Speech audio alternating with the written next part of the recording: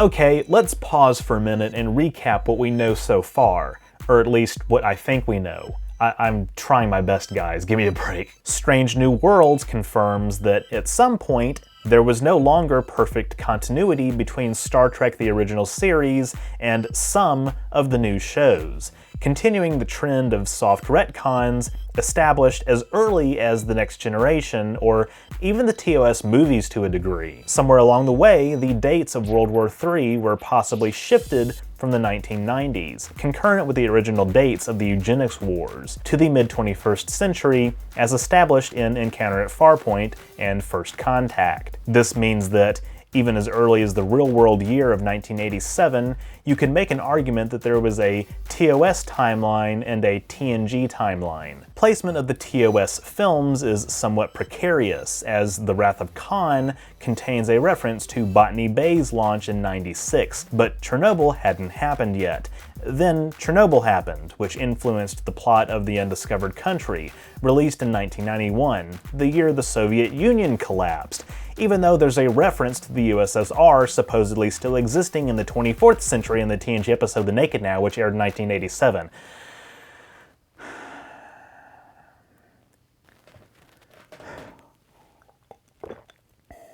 Oh man. This is your career. I hope this gets more than 20,000 views. I hope it gets more than 30,000 views. We're working too hard again, aren't we? I have a bachelor's degree. Future's End and Voyager is about the personal computer revolution of the 1990s, an event which the Voyager crew are familiar with, but did that take place in the TOS timeline as well, with the eugenics wars and all that? You see what I mean? This shit is getting confusing. And again, it's difficult to determine whether Enterprise really takes place in the same timeline as the Next Generation era shows, since Daniels says things like, "History doesn't mention anything about a conflict between humans and Xindi. How could that be?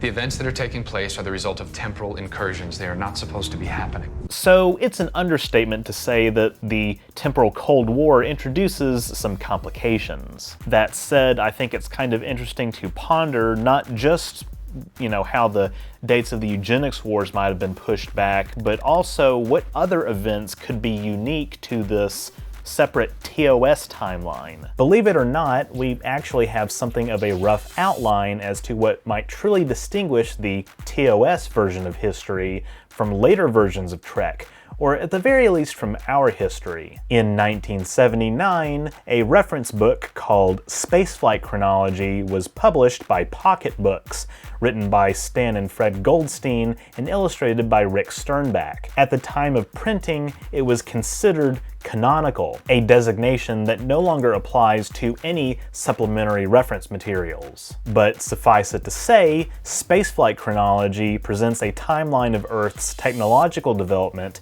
at least what the authors speculated could happen beyond 1980. Events from 1957 to 1979 follow the historical record, with the exception of the episode Assignment Earth, set in 1968, as the Outer Space Treaty made the launch of fractional orbital bombardment systems illegal. According to the chronology, NASA's space shuttle goes on to be wildly successful, helping humanity establish a permanent foothold in space, including solar power satellites beaming energy to Earth, and is phased out in favor of a more advanced craft by 1992. Starting in 1995, the DY-100 becomes the first mass-produced spacecraft, making regular runs to the moon and being adapted for the first crewed mission to Mars. Crucially, the eugenics wars don't seem to have discouraged spaceflight, rather promoted it, similarly to the off-world colonization program following a possible 90s World War III in the Blade Runner universe. A permanent moon base is established in 1998, possibly a joint venture between the US and Russia, with a second base on the far side beginning operations by 2004 and being the site of the first off-Earth human birth. The first human landing on Mars might occur in the 2003 to 2005 launch period as the Red Planet makes its closest approach to Earth, which happens in 15-year cycles, and multiple Star Trek novels indicate the first human to set foot on Mars is a female astronaut. The first L5 city, presumably a space habitat at the Earth's L5 Lagrange point, is completed in 2007, with another 6 completed by 2019. 2008 sees the development of a new Earth-Moon liner, as well as the Aventur class, which makes manned voyages to the outer solar system over the subsequent 2 decades. The 2010s allegedly see several Mars bases built, possibly using materials from the 2005 launch period or starting in 2018 with the red planet's next closest approach. This decade also sees the first homesteading in the asteroid belt. Sean Jeffrey Christopher's ship, the UNSS Lewis and Clark, visits Saturn in 2020, a reference to the episode Tomorrow is Yesterday. The 2020s bring even further development of the asteroid belt, which is supported by ships like the DY-500, as well as early colonization of Venus. Spaceflight Chronology says terraforming, although orbital cities in Venus's upper cloud layers are a more realistic start. By 2042, Spaceflight Chronology imagines a base on Pluto and manned sublight missions to Alpha Centauri and Barnard Star, as well as an interplanetary communications network in 2044 that guarantees reliable communication throughout the solar system. After this point, Spaceflight Chronology tends to break even further away from canon, presenting Earth as a stronger and more dynamic entity in the mid-21st century than the war-ravaged planet on the brink of collapse as depicted in Enterprise and the Next Generation era. First contact is not with the Vulcans, but a civilization called the Centaurans, humans potentially transplanted by the Preservers from Earth to Alpha Centauri in the ancient past. And Zephram Cochrane is not Montanan, but Centauran, a hyper-literal interpretation of his origins as established in the TOS episode Metamorphosis. Zephram Cochrane?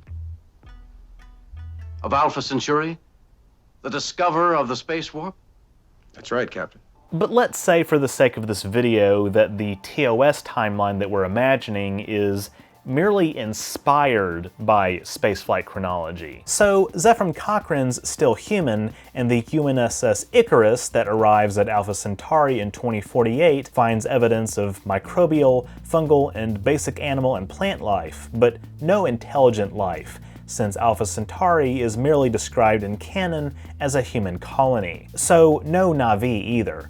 Well, yeah, no Na'vi. Regardless, spaceflight chronology states humans break the light barrier in 2055, 8 years earlier than in canon, with the WD-1 test vehicle, based on theories by Zephram Cochrane. The pilot, a chimpanzee, and the WD-1 test vehicle, obviously an early prototype of the more robust WD-40. In 2059, the UNSS Bonaventure becomes Earth's first fully functioning warp ship and sets course for the Tau Ceti system. Later in this period, Mars declares independence, and Earth makes first contact with the Vulcans, Tellarites, Andorians, Rigelians, and others. It's also revealed that humans are one of the most technologically advanced civilizations in local space, as opposed to our depiction in Enterprise as being something of an interstellar backwater under the tutelage of the paternalistic Vulcans. Spaceflight chronology's timeline after first contact